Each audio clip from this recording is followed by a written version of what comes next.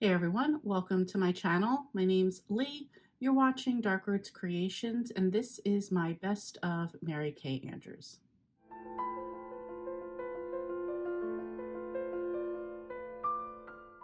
So originally I was going to do another top 5 favorites and make this a Mary Kay Andrews video, but I realized as I was looking through all the books I've read by her, which at this point I am now officially caught up on all of her books, there were a lot more 5 stars than just 5. So I think there's about 10 on this list, and I figured I would just put the book here and give a little blurb about it.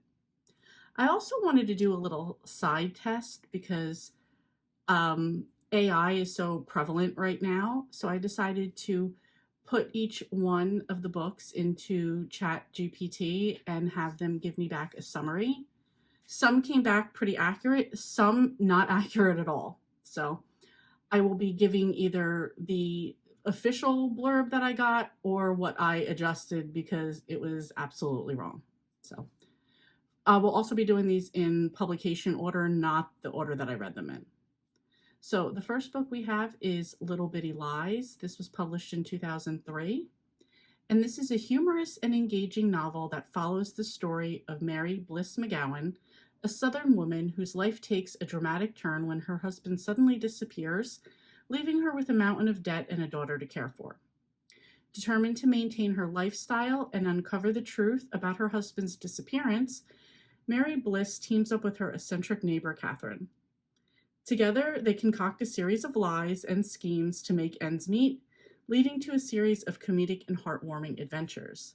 The novel explores themes of friendship, resilience, and the unexpected ways in which life can surprise us. This one was pretty much accurate, on point. I know a lot of people in reviews commented that this was over the top and the characters were annoying. I really enjoyed it though. I thought that was what she was going for and it very much came across, so I really enjoyed it. Next up is Spring Fever, and this was published in 2012. This is a delightful romantic comedy that centers on Anna J. Hutchins, who's ready to move on from her small town life and her ex-husband Mason Bayless. Just as Anna J. is about to leave town for good, she finds herself at Mason's wedding, which is unexpectedly called off. This sudden turn of events reignites old feelings and draws Anna J. back into the complicated dynamics of the Bayless family and their successful soft drink business. As Anna J. navigates old secrets, family loyalty, and rekindled love, she must decide whether to take a chance on her past or embrace a new future. This novel is a heartwarming tale of second chances, love, and the ties that bind us to our roots. Absolutely love this one. Even when I was going back and looking at it, I was like, oh yeah, that's right. And imagine just because of small town situations, you've wound up at your ex-husband's new wedding. It was really good. Next up is Ladies' Night, and this was published in 2013. This is a captivating novel that follows the story of Grace Stanton, a successful lifestyle blogger whose life unravels when she discovers her husband's infidelity. In the midst of a messy divorce, Grace drives her husband's prized car into their pool and finds herself ordered to attend court-mandated therapy sessions. These sessions bring her together with 3 other women facing similar betrayals. Forming an unlikely bond, Grace and her new friends meet up for Ladies' Night, where they share their struggles and support each other. As they navigate their personal upheavals, they uncover secrets, rebuild their lives, and find new beginnings. The novel blends humor, friendship, and resilience in the face of life's unexpected challenges.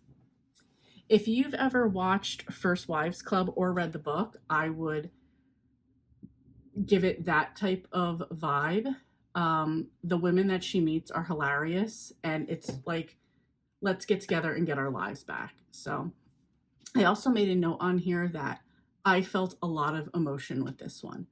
If I remember correctly, they meet up for Ladies' Night at the bar where Grace's mom bartends, and her interjections into their life was funny and insightful, and Yeah, this was a really good one. And like I said, I felt a lot of emotion with this one. Next is Beach Town. This was published in 2015.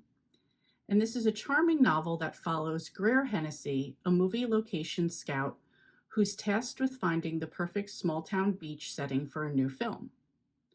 Her search leads her to Cypress Key, a picturesque but struggling Florida town. Here, she meets the town's mayor, Eb Thibodeau, who is protective of his community and wary of the disruption of the film crew might bring. Despite their initial clashes, Greer and Eb begin to develop mutual respect and attraction. As Greer navigates the challenges of her job and the complexities of her growing feelings for Eb, she must contend with the secrets and struggles of the town and its residents. Beach Town is a heartwarming story about love, community, and the power of second chances. I remember this one because I had read before that there's like a little 100-page novella prequel called Change of Scene. I think I got it like on like KU or something, but that kind of is like immediately what happens to Greer in her professional life right before this book takes place. It was really good. I really liked the town of Cypress Key and like the film crew versus people that live in the town. Next is The Weekenders, and this is published in 2016. And this is a captivating novel on Belle Isle, a picturesque island off the coast of North Carolina. If you notice, as ChatGPT or AI goes on and it feels like it's getting into the rhythm of what you want, it gives you the same things over and over again. So, like, captivating novel, heartwarming story, like that will be themes. I notice that even when I'm at work, it'll introducing the blah, blah, blah, and then it always comes up with the same final ending. Anyway, the story revolves around Riley Griggs, whose life falls apart over the Memorial Day weekend when she learns her husband Wendell has vanished, leaving behind a trail of secrets and financial troubles. As Riley grapples with her husband's mysterious disappearance and its repercussions, she turns to her close knit group of friends and family for support. Amidst the backdrop of a summer escapades, Riley uncovers shocking truths about her marriage and finds herself reconnecting with an old flame. The novel is a blend of mystery, romance, and Southern charm, exploring themes of betrayal, resilience, and the enduring power of friendship. I remember this was probably one of the first ones I read by her, and I absolutely loved it. This is what like pushed me into continuing reading on with her stuff. And I remember about this one. One of the tropes that I love is like when you're a little bit older, maybe like 30s or older, and you for some reason have to go back to the town you grew up in. Things aren't working out in your life, whether a situation like this or you're divorced, whatever older family member you have to go home for, and you run into your like high school fling or somebody you had a crush on. I just love how that goes. And Mary Kay Andrews definitely puts like the Southern charm that I've never experienced because I've grown up in the North, but love through her books and like wish that this is really how it is. So this was a great one. This was a good one too. They were all good ones. This is The Newcomer. This was published in 2021. This is a compelling mystery and romance novel that follows Letty Carnahan, who is on the run with her four-year-old niece Maya after discovering her sister Tanya's lifeless body. Letty believes Tanya was murdered and is determined to protect Maya from the same fate. Guided by a clue from Tanya's belongings, Letty flees to the Murphing Surf Hotel in Treasure Island, Florida, a quiet, old-fashioned beachside inn. As she tries to lay low, she befriends the quirky residents and the handsome local police detective, Joe DeCurtis. Despite her best efforts to stay hidden, Letty's past soon catches up with her, leading to a suspenseful confrontation. The novel blends elements of thriller, romance, and family drama, exploring themes of trust, survival, and starting over. Really like this one for the mystery thriller aspect of it. The people that own if I remember correctly, the people that own the inn motel are a mother and son. They were very funny. And Joe is a little bit wary of her because he knows when he just questions her as just a new person in town. Getting to know her, he knows she's not telling the truth, and that immediately puts him on suspicion. And there's a lot that happened in the beginning when they find her sister's body and what went on with that whole thing. So there's a lot to it, but I really liked it. Okay, the next two books are both going to be Christmas themed. I think Mary Kay Andrews does Christmas holiday cozy feel good really well. The first one is The Santa Suit. This is published in 2021. And this is a heartwarming holiday novella that centers on Ivy Perkins, a recently divorced woman who buys an old farmhouse called Four Roses Farm in rural North Carolina, hoping for a fresh start. While cleaning out the house, Ivy discovers a vintage Santa suit with a mysterious note in the pocket from a little girl asking Santa to bring her father home from the war. Intrigued by the letter, Ivy sets out to uncover the story behind it, leading her to connect with the local community and its charming characters. As she immerses herself in the town's holiday spirit, Ivy finds healing and new beginnings, including a potential romance with her handsome real estate agent, Ezra. The Santa Suit is a delightful story of love, community, and the magic of Christmas. AI hit this one spot on because that's exactly what it is. My comments that I had wrote were perfect Christmas cozy, one an unexpected surprise, and another unexpected twist. I highly recommend, especially if you're looking for a feel-good book around the holidays. This was so perfect because Ivy really needed the healing of coming for a fresh start, and this town was just like so holiday spirit, which she wasn't expecting. And then the intrigue of the letter and like people helping her out with it was just, and just for being a novella, it was so good. So good.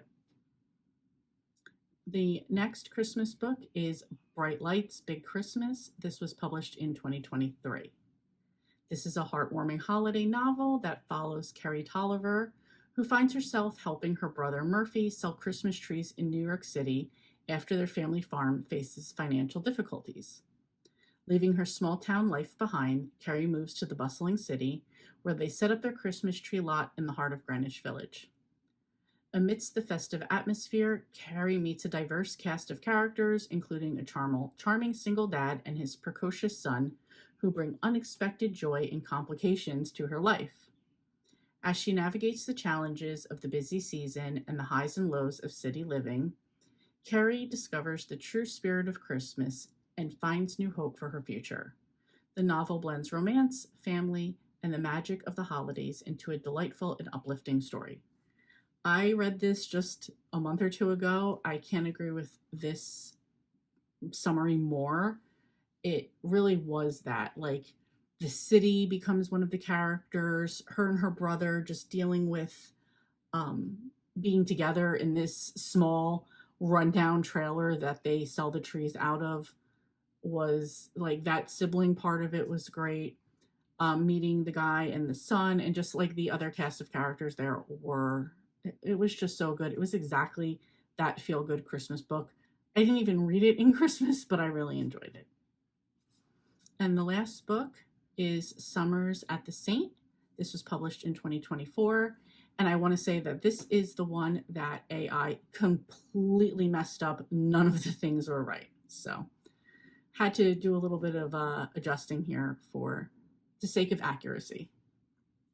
Tracy Eddings, once an outsider to the exclusive St. Cecilia Hotel, known as the Saint, now finds herself its widowed owner. Determined to restore the hotel to its former glory, Tracy faces numerous obstacles, including staff shortages, financial troubles, and a greedy brother-in-law. With the help of a diverse group of summer workers, including her estranged niece, Tracy strives to turn the hotel around in one season. However, new revelations about a past tragedy and the death of a staff member threaten to derail her efforts. With her resolve tested, Tracy must navigate challenges, confront the guilty, and perhaps find love amidst the chaos. Summers at the Saint is a heartwarming tale filled with humor, twist, and the enduring power of resilience. Again, read this one the same weekend that I read the Christmas book. This was only last month, I believe. Love this one. This was like the perfect summer kickoff book. Really enjoyed it. Really enjoyed the story. I kind of love that, like, woman has worked her way up and now she is hit with like great diversity that's going to knock everything down, but she still finds a way to make it work out. So anyway, that is the best of Mary Kay Andrews. She also went by her real name when she first started working writing, which was Tracy Chochek. I'll leave it here. um she did a lot of mysteries under this name. Really enjoyed all of those. Like I said, I got started with like The Weekenders and a couple of these books in here first, just determined to read all of her books. Um, Majority were also 4 stars. Otherwise, these were just like the 5 stars. I really love her writing. It's definitely got that like Southern charm, mystery, romance type of vibe. Definitely like a women's fiction, chick lit, beachy type of writing that I absolutely love. So I hope some of these gave you suggestions on things to read by her. If you are a fan, let me know down below what your favorite book by her is. And thank you so much for watching, and I will see you next time.